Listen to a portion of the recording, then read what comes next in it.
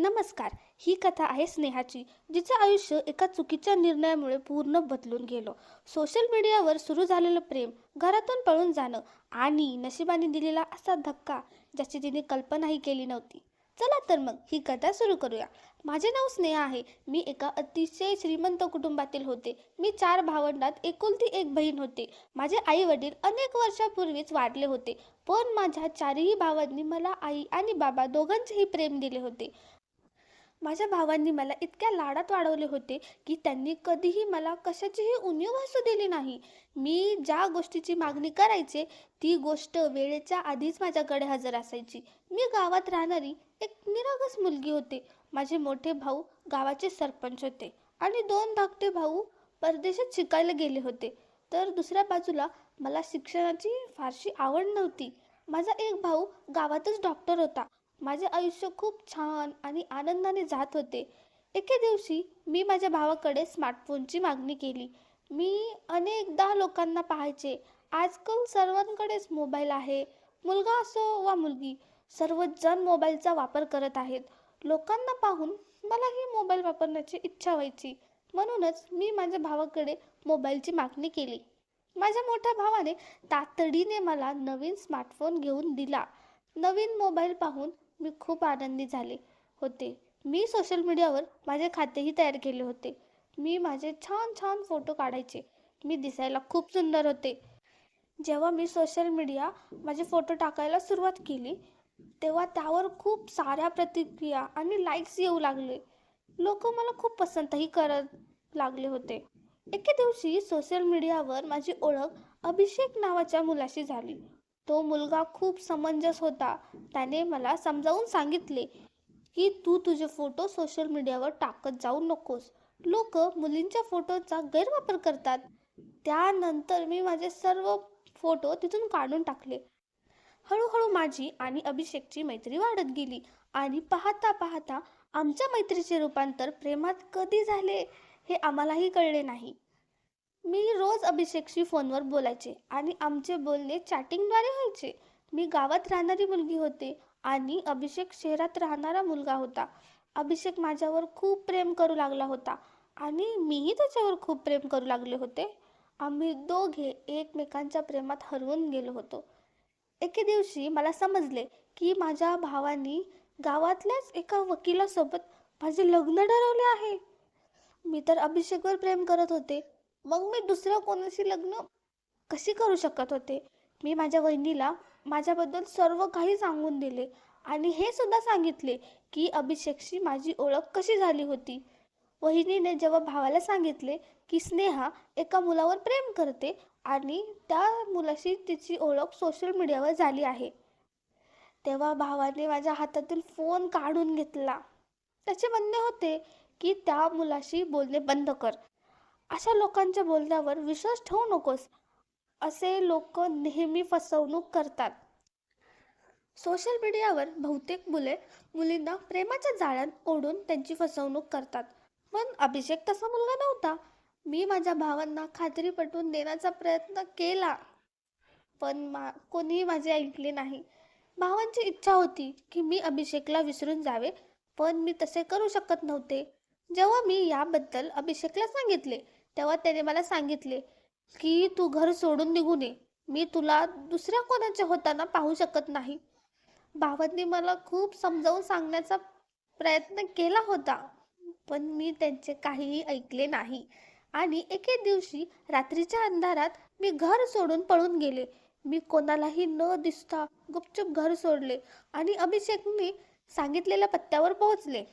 जेव्हा माझी अभिषेकशी पहिल्यांदा भेट झाली, तेव्हा मी खूप आनंदी झाले, कारण मी त्याला पहिल्यांदाच प्रत्यक्षात पाहत होते. अभिषेकही मला पाहून खूप खुश झाला. अभिषेकच्या कुटुंबात कोणीही नव्हते आणि तो ज्या शहरात राहत होता तिथेच त्याने मला आपल्या सोबत ठेवले. अभिषेक भाड्याच्या घरात राहत असे. आम्ही दोघांनी कोर्ट मॅरेज केलं. त्यानंतर आम्ही पती पत्नी झालो आणि आमचे आयुष्य खूप छान सुरू झाले. अभिषेक खूप कष्टाळू मुलगा होता. तो आपले काम अतिशय प्रामाणिकपणे करायचा. अभिषेक सोबत राहून मी खूप आनंदी होते. मी घर सोडून आले होते, नक्कीच माझ्या भावांनी मला स्वतःचा प्रयत्न केला असेल, पण त्याने मला काहीही फरक पडत नव्हता. मी माझ्या पतीसोबत खूप सुखात होते. जर मी घर सोडून आले नसते, तर माझ्या भावांनी माझे लग्न दुसऱ्या कोणाशी तरी लावून दिले असते आणि मला अभिषेकपासून दूर व्हायचे नव्हते. माझ्या अभिषेकवर इतके प्रेम होते की मी त्याच्या प्रेमात अभिषेक माझ्या लहानात लहान गरजा पूर्ण करायचा. त्याला जाणीव होती की मी त्याच्यासाठी माझे सर्व काही सोडून आले आहे. माझ्या आयुष्यातील या निर्णयाचा मला कधीही पश्चाताप झाला नाही. पण एके दिवशी माझ्यासोबत असे काही घडले ज्याची मी कधी विचारही केला नव्हता. माझ्या सुखाला अचानक कोणाची तरी नजर लागली. एके दिवशी मला फोन आला की तुमच्या पतीचा अपघात झाला आहे. हे ऐकताच माझ्या पायाखालची जमीनच सरकली. मी धावत रुग्णालयात गेले. तिथे पाहिले तर माझ्या पतीने प्राण सोडले होते. त्यांचा मृत्यू झाला होता. याचा अर्थ माझे पूर्ण आयुष्य उद्ध्वस्त झाले होते. ज्याच्यासाठी मी गाव सोडून शहरात आले होते, तोच आज मला या जगात एकटे सोडून निघून गेला होता. रडून रडून माझी अवस्था वाईट झाली होती. मी माझ्या पतीचे अंत्यसंस्कार केले. माझ्या पतीचे या जगात दुसरे कोणीही नव्हते आणि आता माझे सुद्धा त्यांच्याशिवाय कोणीच नव्हते. आता मी पूर्णपणे एकटी पडले होते. मी फारशी शिकलेलीही नव्हते आणि माझ्यासोबत असे काही घडेल असे वाटले नव्हते. माझी सर्व ओळखपत्रे आणि कागदपत्रे माझ्या भावाच्याच घरी होती. माझ्याकडे स्वतःच्या ओळखीचा कोणताही पुरावा नसल्याने मी कुठे नोकरीही करू शकत नव्हते. कारण आमच्या लग्नाला फक्त 2च महिने झाले होते. अभिषेकच्या मृत्यूनंतर मी माझ्या भावांशी संपर्क साधण्याचा खूप प्रयत्न केला. तेव्हा त्यांनी मला स्पष्टपणे नकार दिला आणि सांगितले की तू आमच्यासाठी मेली आहेस आणि आता तुला परत आमच्या घरी येण्याची काहीच गरज नाही. आम्ही संपूर्ण गावात ही बातमी पसरवली आहे की तुझा मृत्यू झाला आहे.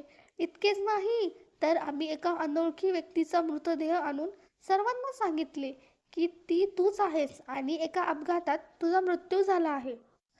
मला माहीत होते की माझ्या भावांकडून मला हेच उत्तर मिळेल. पण आता मी माझे आयुष्य कसे जगणार?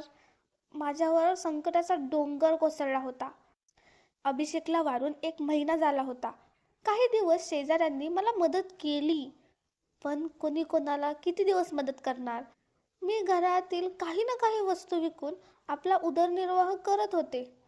पण घराचे भाडे न भरल्यामुळे घरमालकाने मला घराबाहेर काढले. आता माझ्याकडे विकण्यासारखेही काही उरले नव्हते. मी खूप काळजीत पडले. माझ्या आयुष्यात इतके वाईट दिवस आले की मी रस्त्यावर भीक मागू लागले. कोणी मला अन्न दिले तर मी खायचे, नाहीतर उपाशीच राहायचे. माझे आयुष्य अधिकच कठीण होत चालले होते. एके दिवशी मी रस्त्याच्या कडेला बसून भीक मागत होते.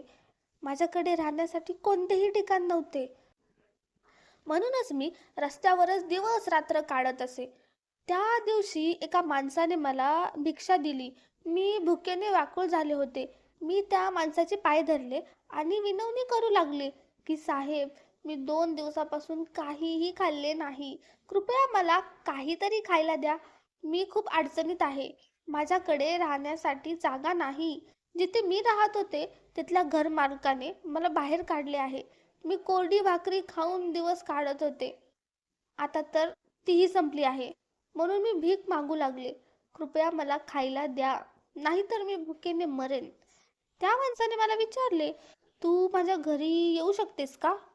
हे ऐकून मी थक्क झाले. त्याने सांगितले की माझी एक अडचण आहे. माझी पत्नी वारली आहे. माझी इच्छा आहे की तू माझ्या मुलाचा सांभाळ करावा. मला 4 वर्षाचा मुलगा आहे. जर तू त्याचे पालन पोषण करू शकशील तर मी तुला राहण्या खाण्याची सर्व सोय करून देईन आणि तुझे आयुष्यही सुधारेल. माझे आयुष्य आधीच उद्ध्वस्त झाले होते. राहण्यासाठी आसरा नव्हता. या सर्वांचा विचार करून मी त्या माणसासोबत जाण्यास तयार झाले. त्यावेळी मला अन्नाशिवाय काहीच दिसत नव्हते. म्हणून मी लगेच होकार दिला आणि त्यांच्या घरी गेले. मी त्याच्यासोबत गेले तेव्हा पाहिले की त्याचे घर खूप मोठे होते आणि खूप श्रीमंत माणूस होता. त्याच्या घरात त्याच्याशिवाय फक्त एक लहान मुलगा होता. त्या माणसाने मला आधी जेवण दिले आणि सांगितले की आधी पोटभर जेवून घे. त्याने माझ्याकडे कोणताही प्रश्न विचारला नाही. जेवण झाल्यावर त्याने मला विचारले, की आता तू सांग, तू कोण आहेस? तुझ्याबद्दल सर्व काही सांग. जर तू मला तुझ्याबद्दल सांगितले तर मी तुझ्या राहण्याची नीट सोय करू शकेल. या घरात मी आणि माझा मुलगाच राहतो. बाकी कामासाठी नोकर आहेत.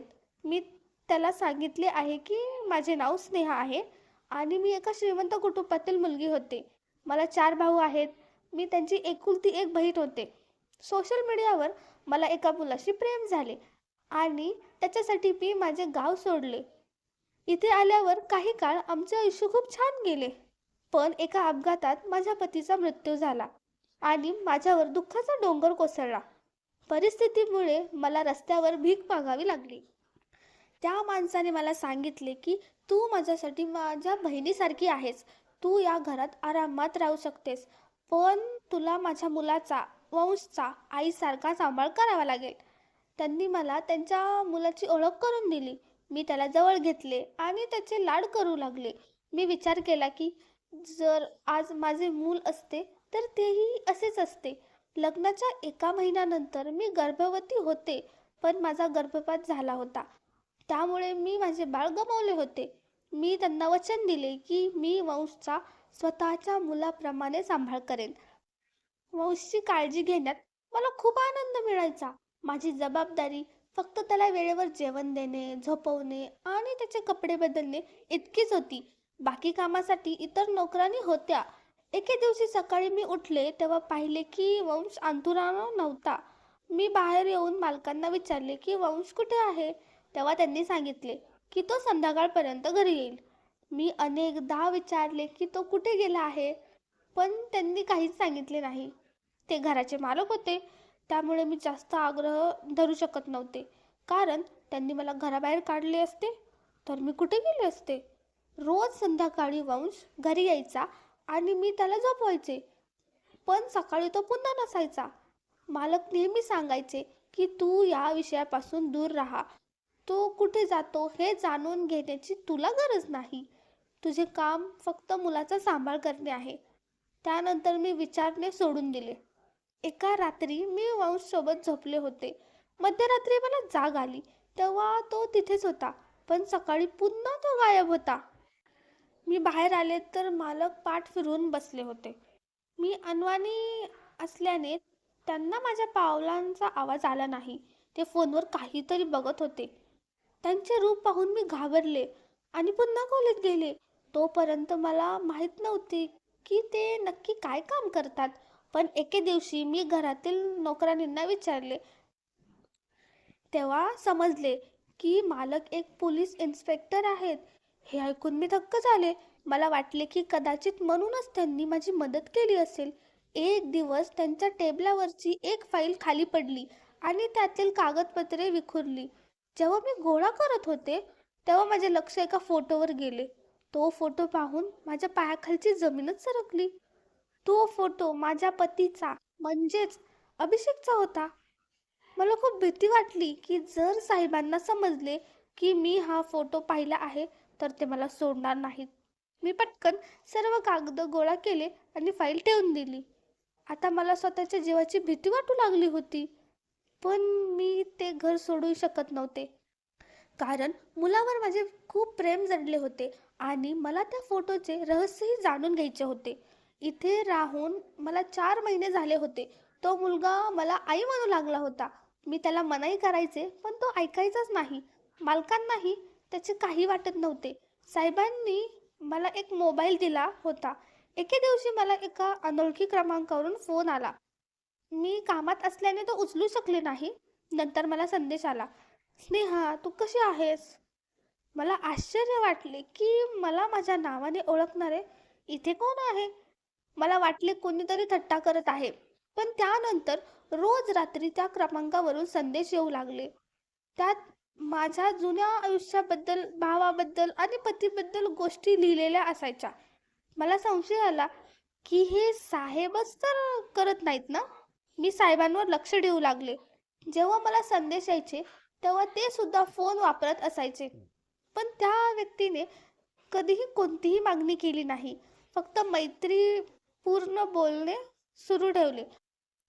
हळूहळू माझा त्याच्यावर विश्वास बसू लागला आणि मी त्याच्याशी बोलू लागले. तो म्हणाला की तो अविवाहित आहे आणि त्याचे जगात कोणी नाही. 2-3 दिवसापासून तो मला भेटण्याची इच्छा व्यक्त करत होता, पण मी तयार नव्हते.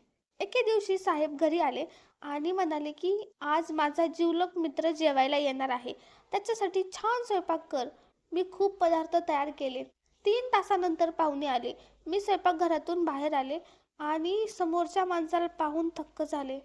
मला स्वतःवरच विश्वास बसत नव्हता आणि मी तिथेच बेशुद्ध पडले. जेव्हा शुद्धीवर आले तेव्हा माझ्यासमोर माझा पती अभिषेक उभा होता, ज्याचे अंत्यसंस्कार मी स्वतःच्या डोळ्यांनी पाहिले होते. तो जिवंत माझ्या समोर होता. आम्ही दोघं एकमेकांना मिठी मारून रडू लागलो. मी विचारले की हे कसे शक्य आहे. अभिषेकने मला सर्व गुपित सांगितले. तो म्हणाला की जो मुलगा तुला संदेश पाठवत होता तो मीच होतो. जेव्हा आपण लग्न केले तेव्हा तुझ्या भावांनी मला मारण्याची धमकी दिली होती. त्यांनी गावात तुझ्या मृत झाल्याची खोटी बातमी पसरवली होती. त्यांनी मला नोकरीवरून काढून टाकले आणि मला मारण्यासाठी माझ्या कारचा अपघात घडवून आणला. पण त्या अपघातात दुसऱ्या एका माणसाचा मृत्यू झाला आणि भावांना वाटले की मीच मेलो आहे. मला माहिती होते की तुझे भाऊ माझ्या जीवावर उठले आहेत, म्हणून मी तुला सुरक्षित ठेवण्यासाठी माझ्या या पोलीस मित्राकडे सोपवले. साहेबांनी मुद्दाम मुलांच्या सांभाळण्याचे कारण दिले, जेणेकरून तू तिथे राहशील. साहेबांनी मला सुरक्षित ठेवण्यासाठी काही काळ तुरुंगातल्या एका खोलीत ठेवले होते, कारण बाहेर राहणे धोक्याचे होते. आता तुझ्या भावांना पोलिसांनी अटक केली आहे आणि मी तुझ्या समोर आलो आहे. मग साहेबांनी सांगितले की स्नेहा वहिनी, मला माफ करा. वंश खरोखरच माझा मुलगा आहे, पण तो सकाळी बोर्डिंग स्कूलमध्ये असायचा आणि रात्री घरी. माझ्या पत्नीच्या निधनानंतर त्याला आईच्या प्रेमाची गरज होती, जी तुम्ही पूर्ण केलीत. आता माझे आयुष्य पुन्हा एकदा आनंदाने भरून गेले आहे. अभिषेकला चांगली नोकरी मिळाली आहे आणि आम्ही साहेबांच्याच घरी राहतो, कारण वंश आता माझ्याशिवाय राहू शकत नाही. माझ्या भावांनी जे केले ते चुकीचेच होते, पण त्यांनी तुरुंगात माझी माफी मागितली आणि मी त्यांना माफ केले. आज मी माझ्या पतीसोबत आणि वंशसोबत खूप सुखात आहे. तर मित्रांनो, तुम्हाला ही कथा कशी वाटली आम्हाला कमेंट करून नक्की सांगा. आणि जर ही कथा तुम्हाला आवडली असेल तर व्हिडिओला लाईक करा. धन्यवाद.